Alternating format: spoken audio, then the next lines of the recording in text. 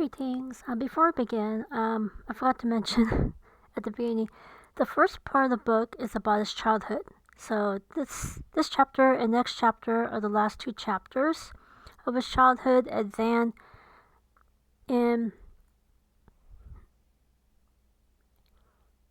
next week, we'll go over the part 2, which is his adulthood. And as you can see, when you watch, for example, movies from Hollywood, they sugarcoat it. Everything is, bad people are punished. But as you can see in these chapters, that's not real life. Real life, bad people do not get punished. Nobody rescues the good people. And that's one of the things about real life. It's not black and white, or not black and white, but it's not clear cut. It's not, oh, this person's all bad, or oh, this person's all good. So let me go over chapter 4, and then in a couple of days I'll go over chapter 5, and next week I'll go over this next phase of his life, his young adulthood. So let's get started.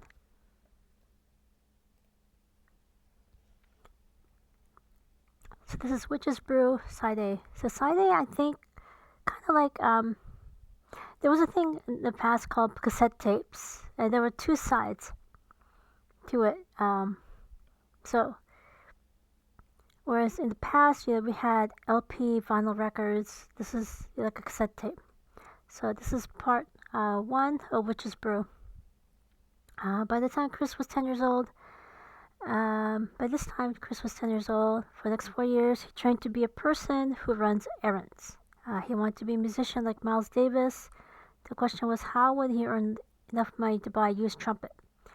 His errands ranged from going over to his younger sister's home to pick up a, air quotes, package, to going to local grocery store to, air quotes, pay down a loan, to pay down a different loan.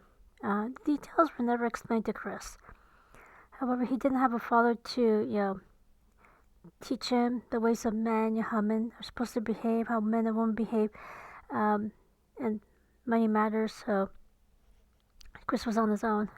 Sometimes his errand was to get some deli meat from Uncle Ben. Chris never ate any of that meat because he saw Uncle Ben's cat snacking on the said meat.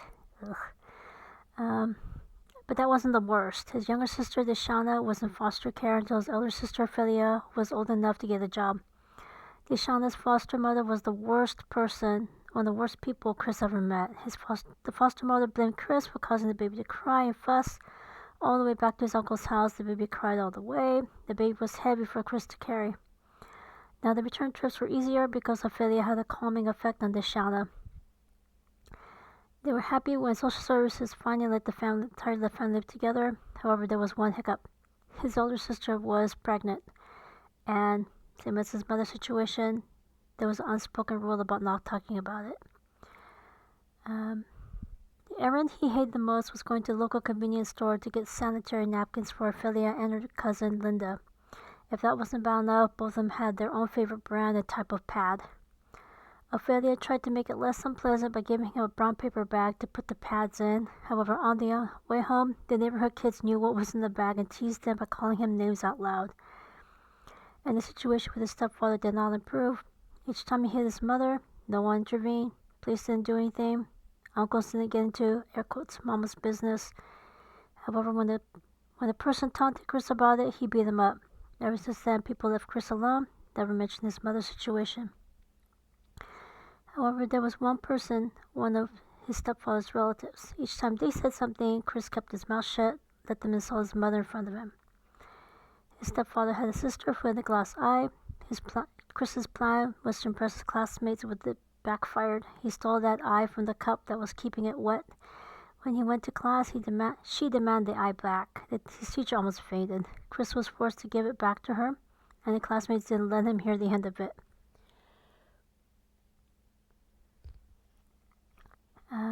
His stepfather seemed to be his mother's addiction.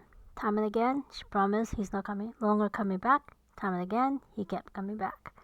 Chris wondered whether or not she stopped being afraid of him. Chris turned verbally abusive just like his stepfather.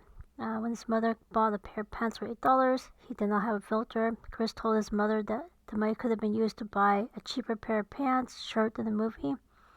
All his mother had to do was throw him the look, and he learned the hard way to keep his mouth shut. Even today, he works very hard to not be verbally abusive to anyone, no matter what.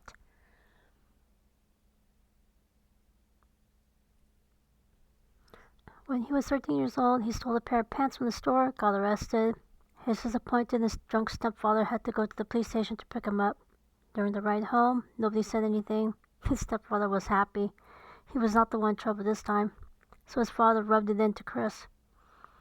Chris hoped his trumpet playing would make up for all the times he disappointed his mom. One time he asked his mother to watch the pot of beans while she was cooking on the stovetop. However, he was so focused on playing his trumpet that the beans got burnt.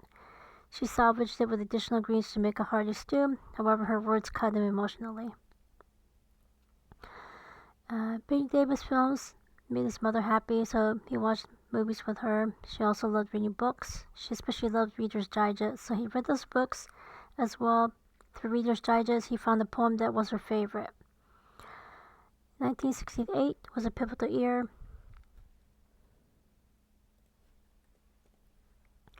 In 1963, Kennedy was assassinated. The President of the United States marked the end of having an ally. Chris was bused to school that was predominantly white. He experienced firsthand what his mother went through walking to and from work. All of a sudden, the color of his skin was his identity. People looked down on him. He was seen as less than. He felt ashamed. He felt invisible. This was in Milwaukee. 1965, Mississippi, things were worse. 4 girls were bombed to death due to their skin color. He realized that they are sisters just like him. It was the same year that the Watts riot in Los Angeles happened. Dr. Martin Luther King led marches in Selma, Alabama. Malcolm X was also assassinated in Harlem. One of his neighbors became an actor in movies. Chris thought about acting as a career. He asked his mother for $5. His mother asked him to air quotes act as if he had $5. He got her message. As if his stepfather gave him a complex, the community sent a clear message that light-skinned people have the higher status in society. It made him resent Smokey Robinson. Smokey was slender, light-skinned, green eyes, good wavy hair. Smokey Robinson, he is part French. So instead, Chris looked up to James Brown. He told his fans to say it out loud, say it proud. So Chris wanted the black and brown stamps that James promoted. However, when he went to the store, the police told him his friend to return the items they stole and they won't get arrested. Chris and his friend returned every item. They got the message. Outside, it was turmoil. There were widespread riots in Detroit, Harlem, D.C., and his hometown of Milwaukee. It was sad to see those stores being looted. When he went to a local store, they didn't have much merchandise left.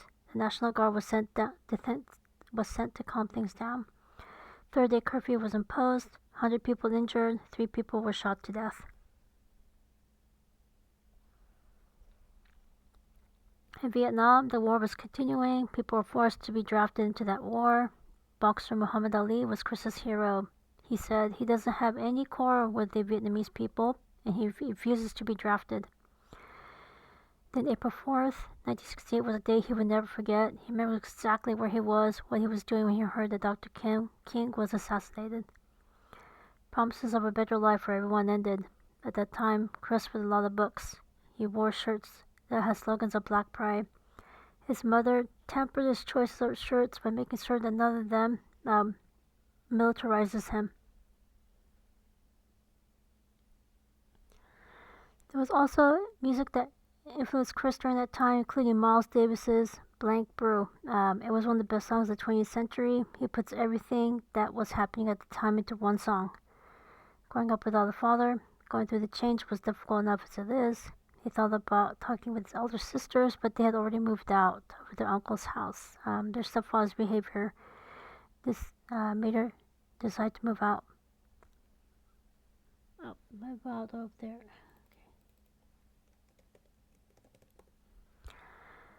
Okay. So his older sisters moved out because of their stepfather's behavior.